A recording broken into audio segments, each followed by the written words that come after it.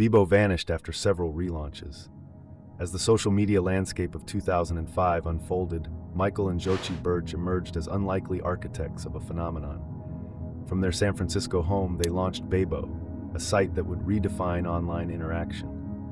The name, a playful backronym for blog early, blog often, reflected a culture of immediacy and connection that resonated with millions. Within a remarkably short period, Bebo captivated the United Kingdom, dethroning MySpace as the go-to social networking platform. At its peak, Bebo boasted 10.7 million unique users, a testament to its meteoric rise. Its allure lay in the personal touch it offered, a digital playground where users could craft profiles, share media, and express themselves freely. But behind the rapid success lay a story of strategic maneuvers and impending challenges. The allure of Bebo's burgeoning influence did not go unnoticed. In 2008, AOL acquired the company for a staggering $850 million, a deal that later critics would label as a misstep. As the social media arena evolved, Bebo faced stiff competition from emerging giants like Facebook. AOL's acquisition, once seen as a visionary move, soon appeared precarious. And as the tides of digital preference shifted, the seeds of Bebo's eventual undoing were quietly being sown. The ink was barely dry on the acquisition papers, and yet the optimism that had shrouded AOL's $850 million purchase of Bebo quickly dissipated into trepidation. The purchase, hailed initially as a bold step into the social media frontier, swiftly unraveled into a cautionary tale. As Facebook surged, Bebo floundered under AOL's stewardship. The social landscape was shifting rapidly, with Facebook's allure proving irresistible, drawing users away from the vibrant profiles and interactive features that once defined Bebo. In an ironic twist, the very strengths that propelled Bebo to the top, its innovative user interface and engaging community tools, were now seen as relics in the face of Facebook's relentless evolution. By 2010, AOL's leadership had to confront a harsh reality. Bebo couldn't sustain its competitive edge. Crippled by dwindling user numbers and an inability to match the pace of its rivals, AOL issued an ultimatum. Bebo would either be sold or shuttered, a stark admission of defeat. This decision marked a pivotal moment, costing AOL's CEO Randy Falco his job amid mounting financial woes. But as Bebo's fate hung in the balance, a new chapter was about to unfold, one that would see the reins of this once vibrant social network pass to a new set of hands, eager to rekindle its former glory. By 2010, the signs were unmistakable. AOL, once buoyant with optimism, faced a grim reality. Bebo was hemorrhaging users to Facebook. On April 7th, a decisive move came. AOL would either find a buyer for the ailing social network or pull the plug altogether. The announcement sent ripples through the tech world, underlining the stark contrast between Bebo's vibrant past and its perilous present. AOL's finances were in distress, and Bebo, unable to compete in its current state, was a weight it could no longer bear. Enter Criterion Capital Partners. On June 16, 2010, Bebo changed hands as the hedge fund operators took the reins. Hopes flickered with the launch of a redesigned site in February 2011, boasting modern features and user-requested enhancements. Yet, just a year later, a 36-hour crash triggered fears of an irreversible end, sparking a wave of nostalgia marked by the trending hashtag #BeboMemories. By May 2013, Bebo had filed for bankruptcy, a last-ditch maneuver to reposition itself amidst an unforgiving digital landscape. Its original founders, Michael and Jochi Birch, saw a chance. On July 1st, they would reclaim their creation. But would their vision be enough to spark Bebo's revival, or would the digital tides sweep it away once more? As Criterion Capital Partners took the helm in June 2010, a new chapter for Bebo began, fueled by the ambition to reclaim its once glorious status. They launched a fresh design in early 2011, hoping to pull users back with features like profile visitors tracking and a notification system akin to Facebook's. Yet beneath the surface, technical hurdles loomed large. On January 30th, 2012, Bebo faced a blackout that lasted 36 hours. A technical clusterfuck, as a spokesperson bluntly put it. The outage, triggered by the introduction of new features, planted seeds of doubt. Users feared Bebo had finally met its end, and the hashtag #BeboMemories trended worldwide, echoing a collective nostalgia for the platform's heyday. Though no data was lost, The damage to Bebo's fragile reputation was done. As whispers of bankruptcy emerged in 2013, Criterion's efforts to revive Bebo seemed futile. Analysts pointed fingers, questioning what value Bebo could truly offer in the shadow of Facebook's dominance.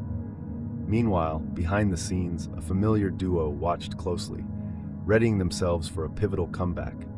Michael and Sochi Birch, considering whether a final shot at redemption could save their digital dream, or if Bebo was destined for another downfall. The bankruptcy filing in 2013 might have seemed like the final curtain for Bebo, but Michael and Sochi Birch saw an opportunity in the ashes. For $1 million, a fraction of what it once fetched at its peak, they reclaimed the social network they had birthed. The announcement of their return was accompanied by bold promises, a new era, a reinvention. Yet as users logged on expecting a revival, they found a message. The site was temporarily closing. Michael's video promised transformation, but it also signaled an unsettling pause. User content was erased, with only a faint hope of retrieval. In 2014, a tongue-in-cheek promotion teased Bebo's comeback. This time, it emerged as a messenger app, Bebo Blab, quickly attracting nearly 4 million users. But despite its initial success, it struggled to retain an audience. 2 years later, Blab was dismantled, another casualty of shifting digital landscapes. The promise of a return lingered, only to be eclipsed by further closures and acquisitions. In 2019, Amazon absorbed Bebo, and whispers of another revival surfaced in 2021, only to be silenced by yet another shutdown by May 2022. Now, as the dust settled, a question hung in the air. Would Bebo ever rise again, or was it destined to remain a relic of a bygone era? Bebo's journey took another unexpected turn, with the introduction of Bebo Blab in 2015, a bold attempt to re-enter the crowded market as a messenger app. With the simple allure of a new messenger system, Blab managed to draw in 3.9 million users within its first year. But the initial excitement soon waned, as the platform struggled to maintain user engagement. The concept was compelling, a space for users to watch live streams and replay archived videos. Yet, the habit of returning to relive past moments never quite caught on. Michael Birch, reflecting on the venture, acknowledged the challenge. Blab was great in many ways, but it wasn't going to be an everyday thing for millions. 2 years after its promising relaunch, Bebo Blab quietly shut its doors. The digital sandcastle Birch had built was washed away by the relentless tide of user disinterest. Yet, this closure wasn't so much an ending as it was a pause, a chance to recalibrate and reimagine. Bebo's story was far from over, as Birch eyed a new horizon. But as they dismantled Blab, what would rise from its remnants? The answer lay not in nostalgia, but in innovation. In a twist few anticipated, Amazon stepped into Bebo's saga, acquiring the embattled platform under the Twitch Interactive umbrella in July 2019 for $25 million. This move signaled yet another attempt to breathe life into the network. But the digital age is ruthless, and nostalgia does not guarantee success. By early 2021, whispers of a relaunch began to circulate, with founder Michael Birch once again at the helm, promising a new focus away from the conventional newsfeed. Bebo's return aimed to capture the intimacy of individual profiles, a stark contrast to the broadcast culture dominating social media. But reality soon set in. The platform, still in its private beta by May 2022, shuttered silently, its ambitions unfulfilled. The curtain fell before it was even fully drawn. The website now stands as a digital monument to ambitions past, featuring a poignant quote from Birch, a rhetorical, "Who knows if Bebo might ever rise again?" Yet in this tale of relentless reinvention, could a new act be waiting just behind the scenes? With each closure, the stage seems set for another potential comeback. But is Bebo's story truly one of rebirth, or a cautionary tale trapped in an endless cycle of reinvention? By May 2022, Bebo faced yet another shutdown, never advancing beyond its beta phase. The site quietly faded away, leaving a single cryptic message from founder Michael Birch. Who knows, hinting at the uncertainty of Bebo's future relaunch. Once again, those who had eagerly anticipated its revival were left with little more than a ghost of its past. The cycle of hope and disappointment had become all too familiar for devoted Bebo users. Each attempted comeback offered fresh promise, only to retreat into silence, thwarted by the ever-evolving landscape of social media. Since its original heyday and the dizzying heights of its sale to AOL, Bebo had repeatedly tried to reclaim its place in a world dominated by the giants it once rivaled. Yet, despite innovative tweaks and fresh spins on its offerings, these resurrections never managed to capture the enduring engagement of a modern audience. Each shutdown, each pause, each whispered promise of revival seemed to underscore a poignant question. Can a beloved platform from the past ever recapture the imagination of a new generation? Or is Bebo's legacy destined to linger only in memory, a relic of a bygone era of digital connection?